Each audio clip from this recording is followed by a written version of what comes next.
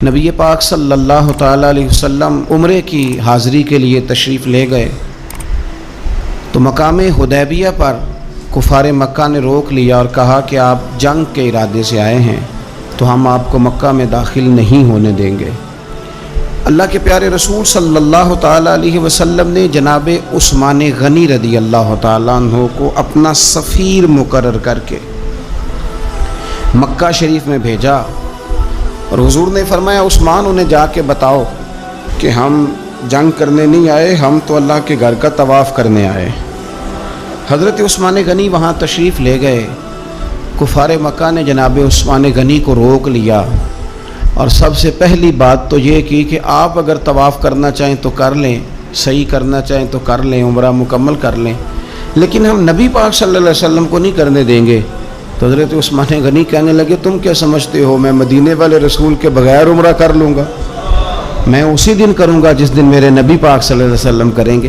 یہاں بھی کچھ صحابہ نے کہا مقام حدیبیہ میں کہ عثمان کو اللہ نے موقع دے دیا ہے، وہ تو راج راج کے کعبے کی زیارت کریں گے اور وہ کھل کے طواف کریں گے، وہ صحیح کریں گے، وہ حجر اسود کے بوسے لیں گے۔ صحابہ یہ باتیں کر رہے تھے تو حضور غور سے دیکھ رہے تھے۔ جب بات ختم ہوئی تو فرمایا فکر نہ کرو میرا عثمان، میں فکر نہ کرو میرا عثمان میرے بغیر طواف نہیں کرے گا۔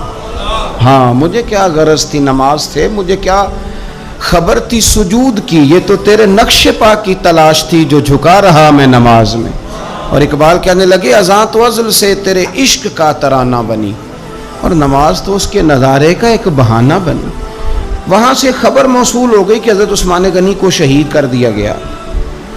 اگرچہ نبی پاک صلی اللہ علیہ وسلم کے علم میں تھا کہ عثمان کو شہید نہیں کیا گیا، لیکن جب خبر آئی تو صحابہ میں جوش پیدا ہو گیا، ہم جہاد کریں گے، ہم ان سے لڑیں گے، بدلہ لیں گے۔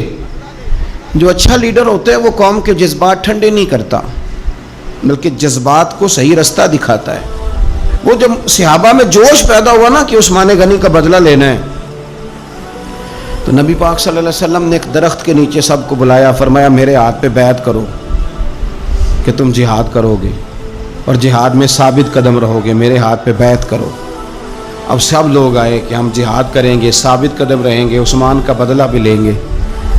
وہ بیعت تھی کہ کیا نرالا رنگ تھا، اور حضور کو پتا تھا، وہ بھلا کس دلیل سے پتا تھا؟ جب سب صحابہ بیعت کر چکے نا، اب جو آدمی شہید ہو جائے اس کی تو بیعت نہیں نہ ہوتی، لیکن نبی کریم نے اپنا دست مبارک کھڑا کیا، فرمایا بھی یہ میرا ہاتھ ہے اور یہ میرے عثمان کا ہاتھ ہے، اور یوں ہاتھ پہ ہاتھ رکھ کے فرمایا لو میں عثمان غنی کی بھی بیعت کرتا ہوں، عثمان غنی کی بھی بیعت کرتا ہوں۔ اب وہ صحابہ کے اندر جذبہ، وہ شوق، وہ حضرت عثمان کے لیے پیار، وہ جہاد کے لیے تڑپ اللہ تعالیٰ نے بیان کیا۔ کیا انداز ہے!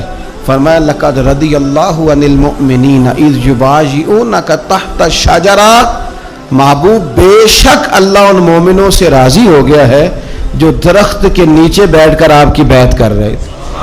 اللہ ان اہل ایمان سے راضی ہے۔ میرے نبی پاک علیہ السلام نے فرمایا جن نے وہاں بیٹھ کر میرے ہاتھ پہ بیعت کی تھی، اس آیت کے بعد اللہ نے وعدہ کر لیا ان میں سے کوئی بھی دوزخ میں نہیں جائے گا، سارے جنتی ہو گئے۔